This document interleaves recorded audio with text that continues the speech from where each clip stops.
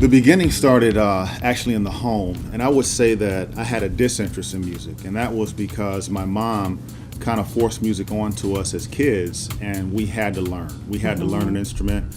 My mom put me in piano lessons. She later put me in trumpet lessons, and I was very obstinate. I didn't want to learn. I didn't have patience. My middle sister would always tease me that I had ADD.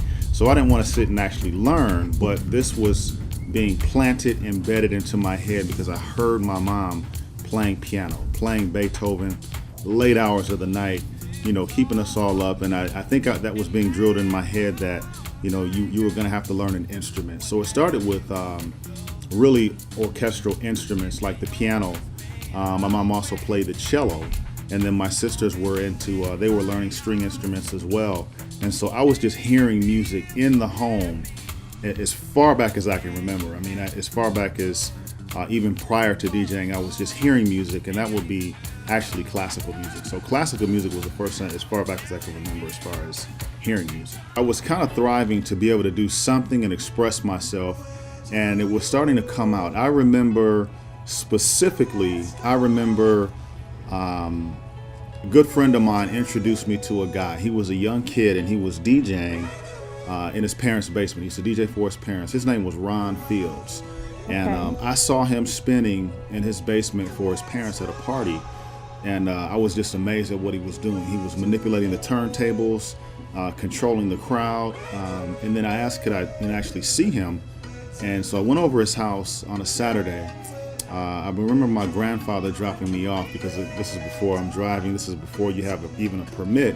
And he took me in the basement and he said, here's what it is. So I saw 2 turntables in a mixer. That's all I saw. One of them was a standard turntable. The other one had a pitch control. And I was curious, and he just showed me what he was doing as far as physically DJing. He started to show me the technique and show me what he was doing, coming in and out of records. House music was really big. I'll say its first boom was in the mid 80s. And I didn't realize I was becoming a part of just such a big culture, but I was in a huge way. And it actually, the musical influence actually started before DJing on the city block, and that was Midwest Detroit on Santa Barbara. As I jog my memory and things that stand out, just cultural high points, I'm thinking right now of the arcade. And there's an arcade called the Omni, and we couldn't go to the Omni because it was dangerous. I'm thinking of violent, high crime, city of Detroit, YBI, Young Boys Incorporated. And so it was a dangerous situation, but in the backdrop, we were just happy on the block. We played football, we came out, we went to our neighbors' homes, we interacted. And as I went to my neighbor's home, I remembered a specific story of kind of learning that there were some significant people that lived on my block.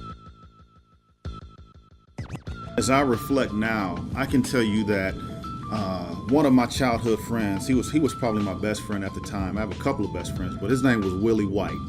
And we used to go down to Willie's house, and we just wanted to play football, ride our bikes. I had a Schwinn, which is a nice 5-speed bike. And I remember going to Willie's house, and his dad, he was just this imposing figure. Tall guy, big, and didn't speak a lot, but when he did, he was just authoritative, and we were scared, right? So we didn't want to go down to Willie's house only if Willie would answer the door. But if we even thought, his dad was coming, we were like, let's get out of there. So I learned about Willie's dad kind of, I remember, I don't know if Willie will remember this, but he took us to the basement. We could never go into his room. One day Willie took us into the room, or took me into the room, I remember specifically, and I remember seeing plaqued records, like a gold record on the wall. And I remember seeing a bass in the room, like a bass guitar. And I'm thinking to myself, well, what does this guy do? Who is he? Because he was just mean Mr. White. His name was Bill White. And Willie tells me that his dad was a bass player for the Temptations and the Four Tops. So here I am, my best buddy. His dad has this powerful musical influence. Now I'm a kid, and this is pre-DJing times, but as I reflect, all of these incidents, all of these experiences were pouring into me at an early age and affecting me musically.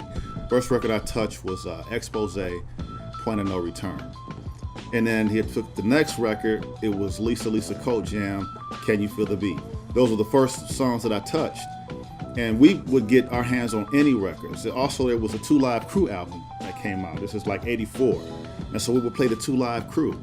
In 84, Michael Jackson Thriller was big. So we had the Michael Jackson Thriller records. So those 4 records, 2 Live Crew, Michael Jackson, Lisa Colt Jam, Expose, Point of No Return, those were my introductory records into music. I call myself fully back in the scene now, and it's a lot of fun. And I think it's really fun because I kind of like stepped back. I didn't totally disengage. I kind of watched and observed for about, I'll say 8 to 10 years. I just took a step back and I watched. I always observed other DJs. I watched the technology develop. I watched how DJs advanced. And I came to some conclusions having watched them from my analog days, we'll call it, to the modern technology days.